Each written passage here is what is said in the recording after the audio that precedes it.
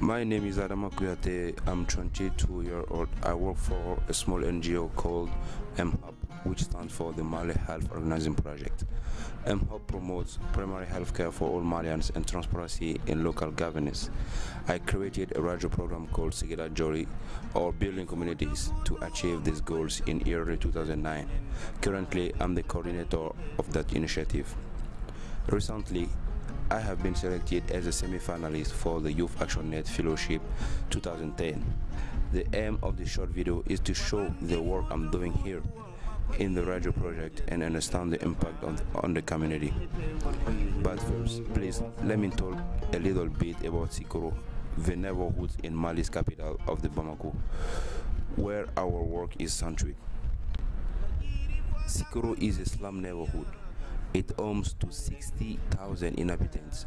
Most of the houses are mud brick, and 70% of the population hasn't been to school or has left school yearly to work. Like most neighborhoods in urban Mali, there are no sewers or ditches to drain household wastewater, no running water, no paved roads. Poverty is a reality of daily life in Sikoro.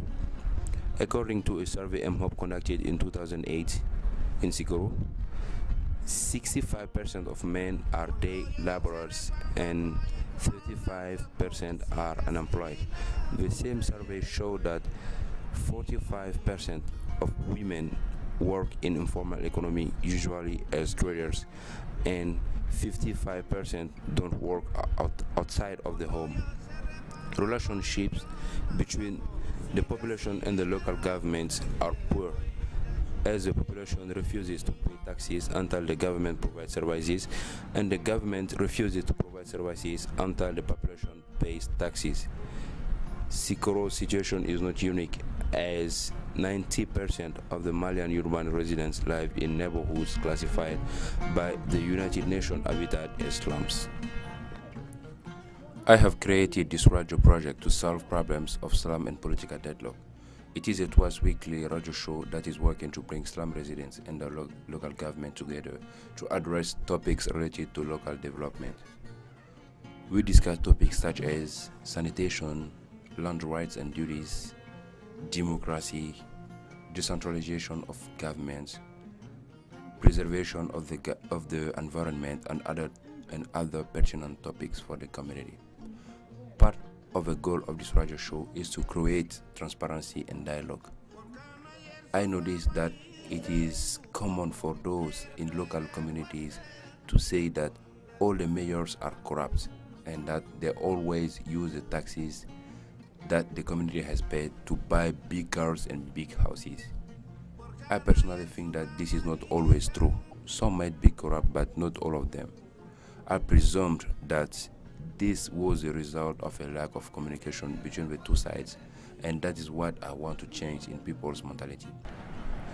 Do you know Sigida Joli? Yes, it has become very popular in our community recently. So how did you know it? When it unveiled the corruption scandals, it really gained a lot of press. Since then, it has been a very interesting show for starting dialogue in our community. Oh, good. How do you know Radio Sigida Joli? I knew Sigida Joli through my mom, who listens to it every Sunday at 10. She told me that it is a very interesting show and that I should listen to it once. I did so, and after the first time, I have continued to listen to the show every Sunday and Thursday. So, what about the topics? I really like the emphasis on living well and improving our lives. I think oftentimes in Bamako, people talk about their problems, but they do not talk about solutions. Sigida Joli has helped people think about ways to help ourselves. We used the radio to work on these community problems. Radio reaches across economic and geographic lines. According to the USAID Community Radio Survey, more than 60% of both rural and urban populations have access to this medium. Very few people in our target audience have access to televisions and newspapers, and radio serves as a primary source of news and politics. To conclude, I would say that I'm proud of myself. I know that the work I'm doing for my people and my country has very significant impact on people's mentality and activism. Radio Sigida Joli, or building communities, has made people in the local community discuss how to improve their lives, which is an important first step in order to elevate the community.